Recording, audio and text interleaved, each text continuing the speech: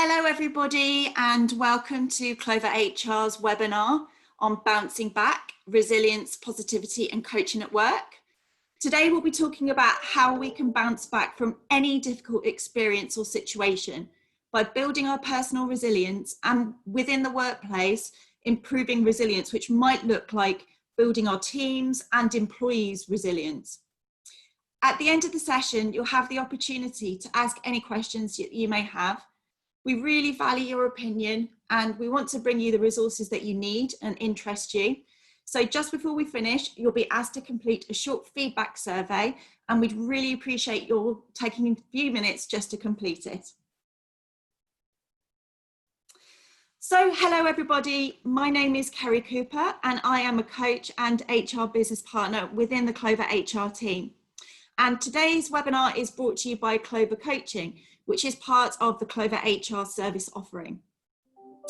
With nearly 20 years experience in HR and communications, I have seen how meaningful one-to-one conversations help managers and employees to be more focused on the job in hand, achieve their goals and be more engaged. Clover HR offers organisations coaching expertise and we provide confidential one-to-one coaching sessions with employees or managers, either in person or video call, and we also provide team coaching. All of our services are bespoke to the organisations and the employees' needs. So, resilience, what does that actually mean? Well, it can be simply defined as bouncing back.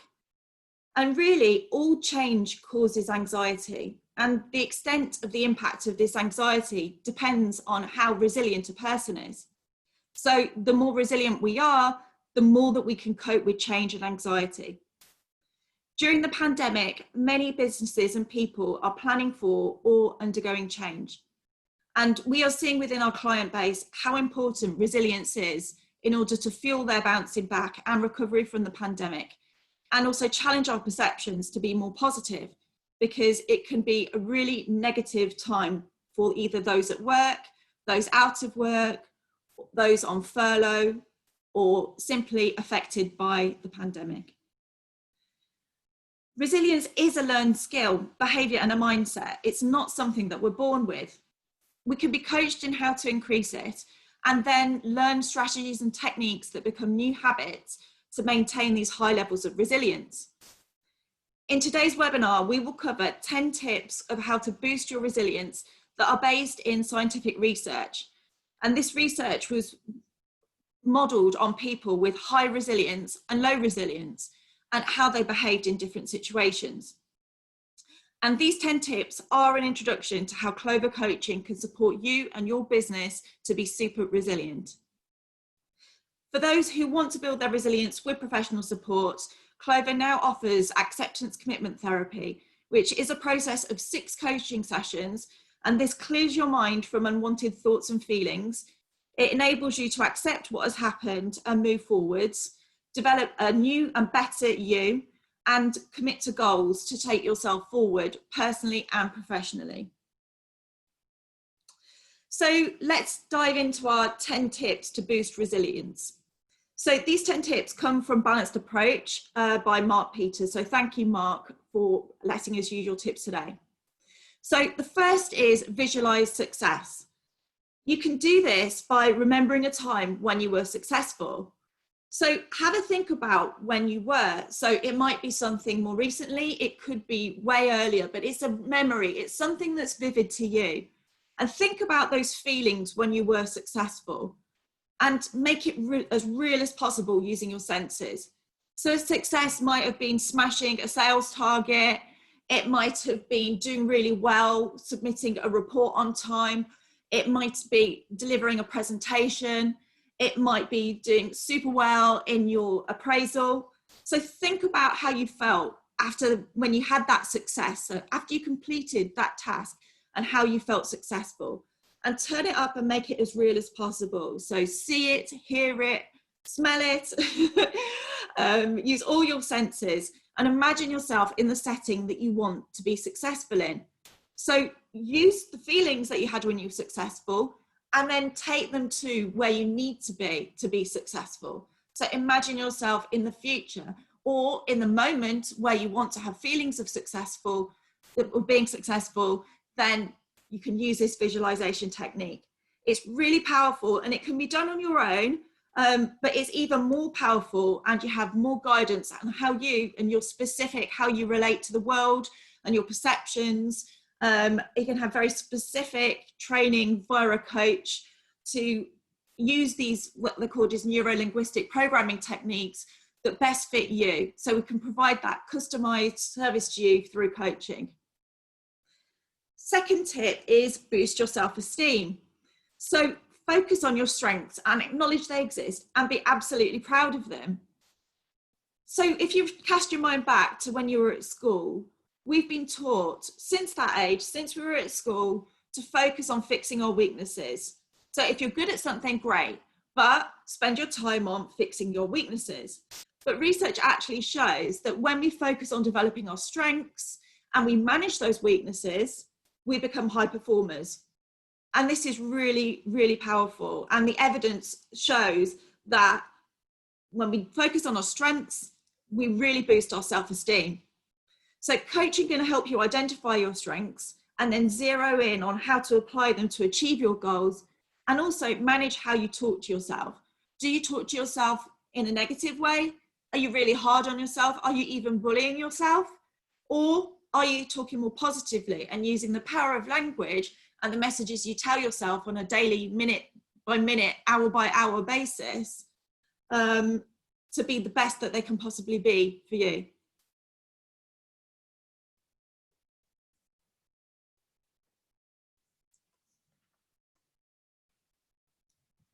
Our third tip is enhance your efficacy and take control.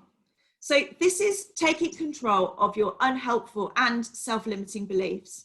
And that might look like you telling yourself or telling other people, it's not fair. Why does this always happen to me? I've lost my one opportunity. There's too much to do. I might as well quit. So these are just some examples. Think about and notice how you talk to yourself, and if it's negative. It is likely that you are being hard on yourself, and that self-talk can be changed to be positive, as we mentioned before. So again, coaching is very helpful to draw out these self-limiting beliefs and challenge them to disprove them, because they're not real. Something happened in the past. There was some kind of event that triggered this belief, and you saw evidence that that belief was true, and then that solidified it and it made it become real for you and you changed your behavior. So it doesn't mean that it's fact, it just means that that's what you believe, and these things can be changed.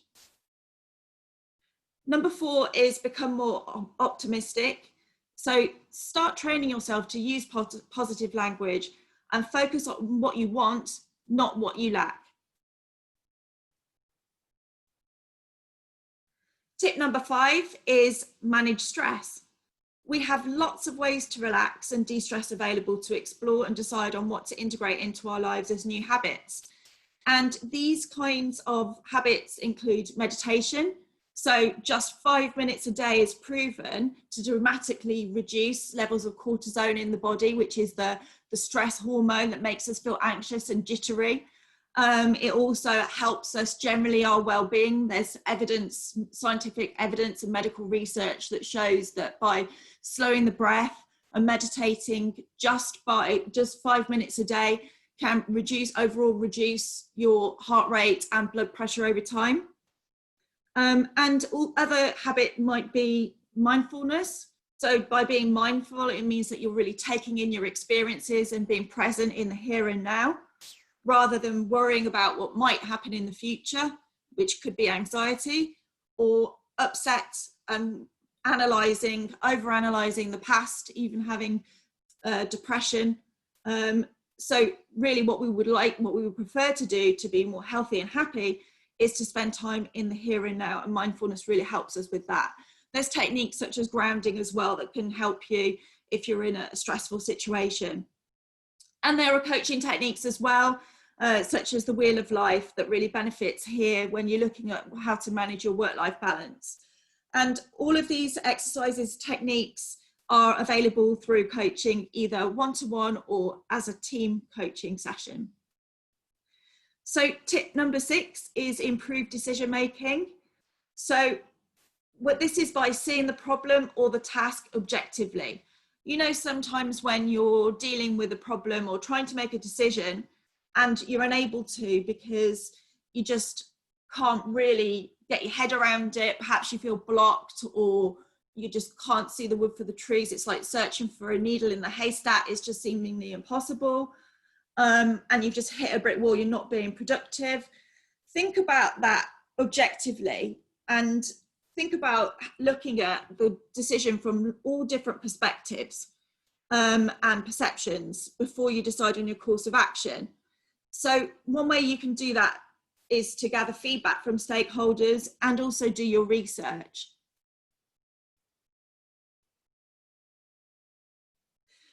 Tip number 7 is ask for help. So some of us feel, particularly in the workplace, perhaps we're senior managers, it's not easy to ask for help at times.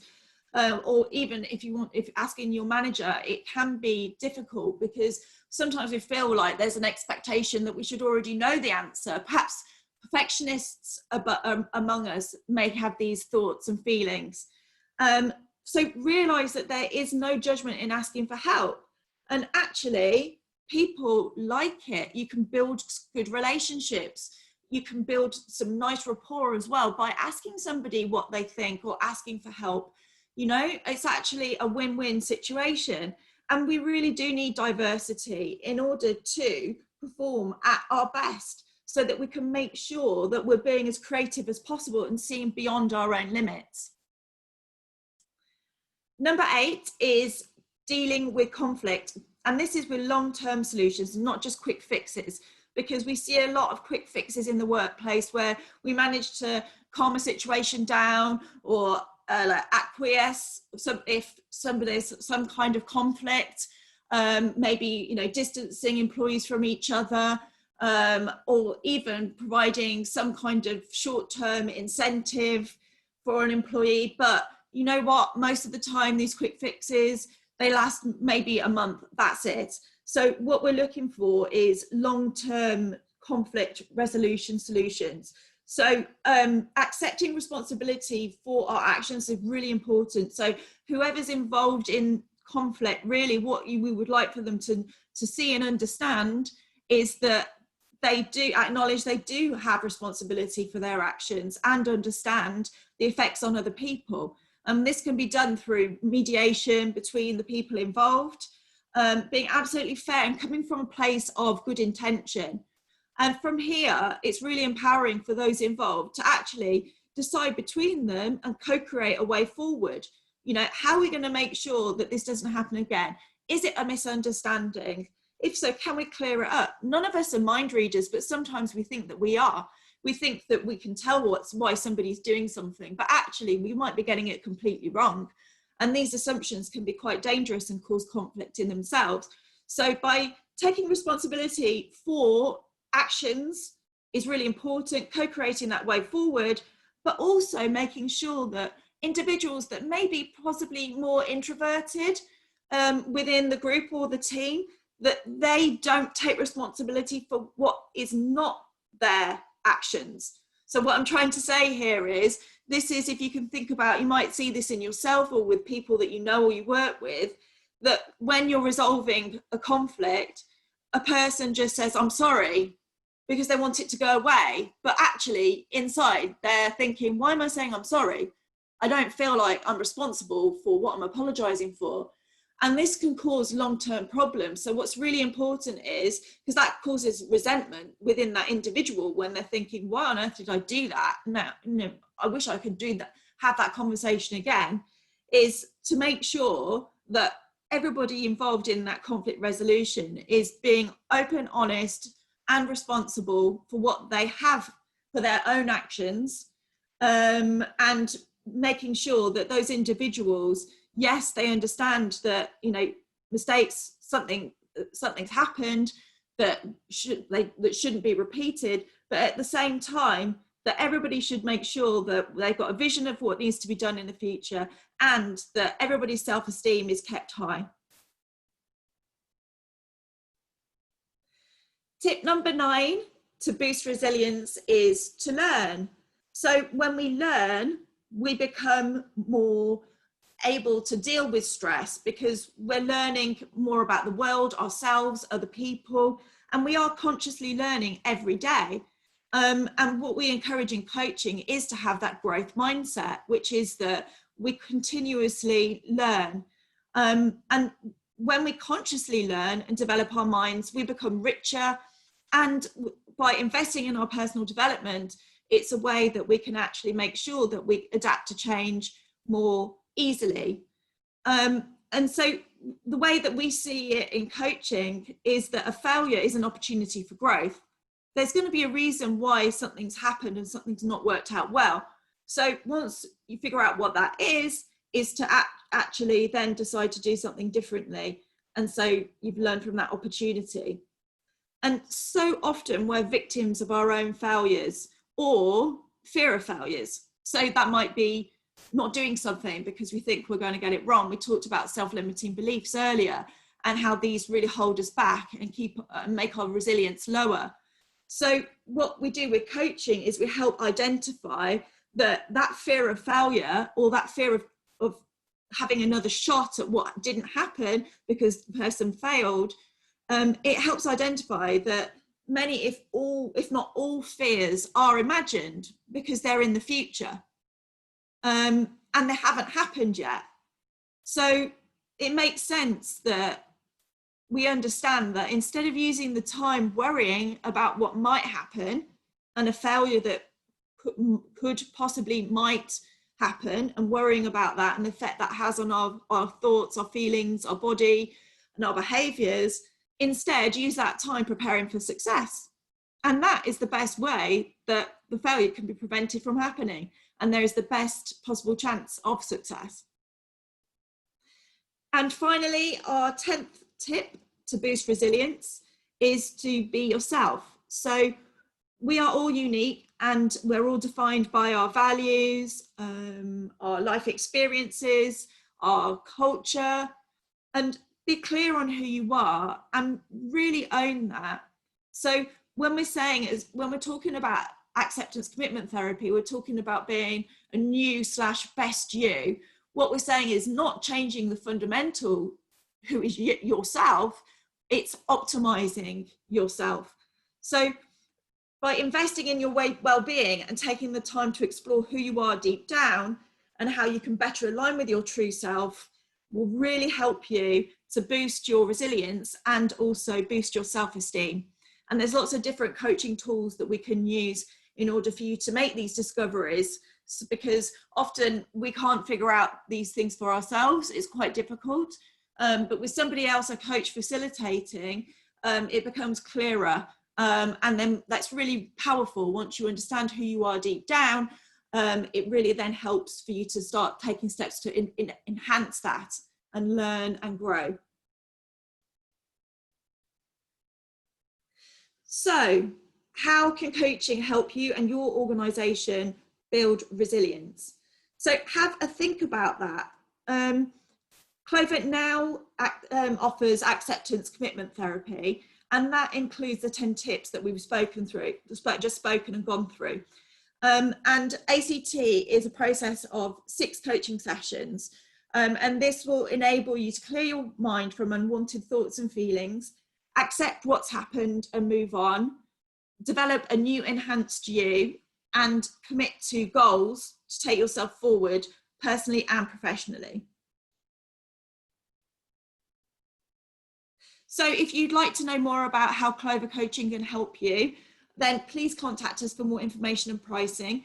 You can see our details here on the screen. Feel free to contact us today and we can discuss your needs.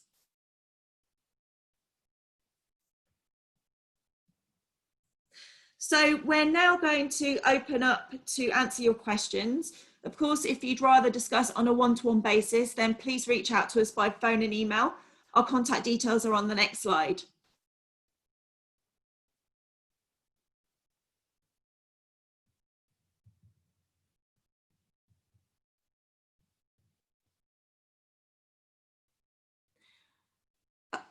Okay, so just put your hand up if you'd like to ask a question.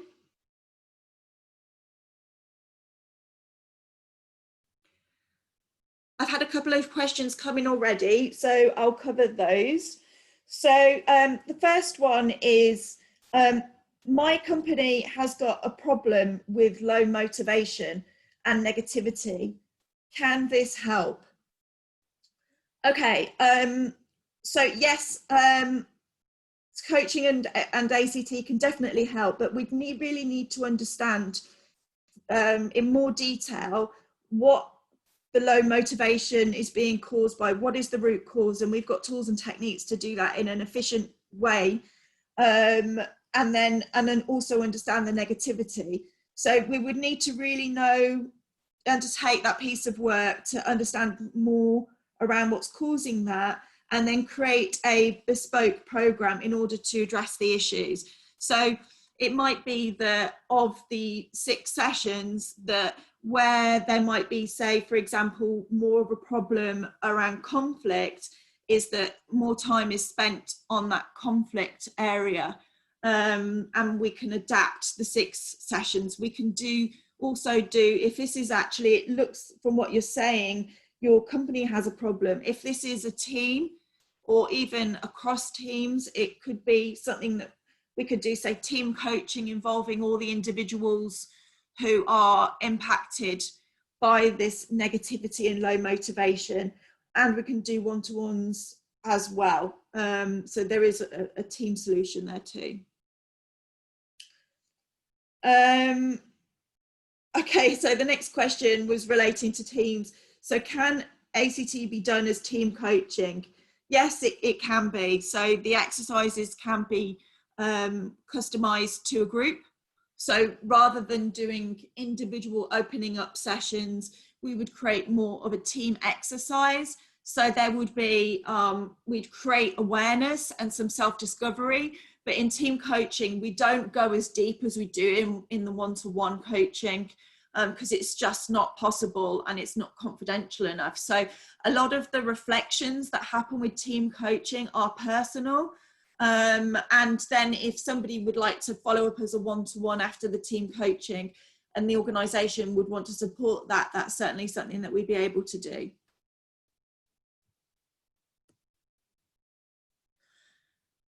Okay, so we'll move on from the questions. So here's our social media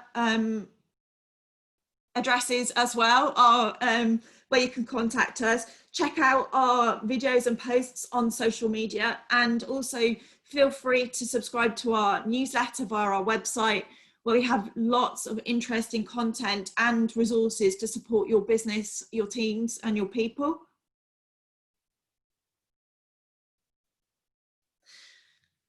As always, we really value our feedback, and this is so we can continue to bring you interesting and valuable webinars. You will have, at the end of the webinar, a very quick survey that will pop up to help us give you the content that you would like to see. We would really appreciate it if you could take the time to complete those few questions. Well, thank you everybody for joining us today. We really hope that you found the content interesting. If you would like to discuss your needs, or if you have any further questions, then please feel free to contact me. Also, please check out the Clover Coaching Facebook page. We have 2 videos a week and lots of interesting material for you to find there. If you're interested in coaching or personal development, it's definitely for you. Have a great day, and thank you for joining us. Bye.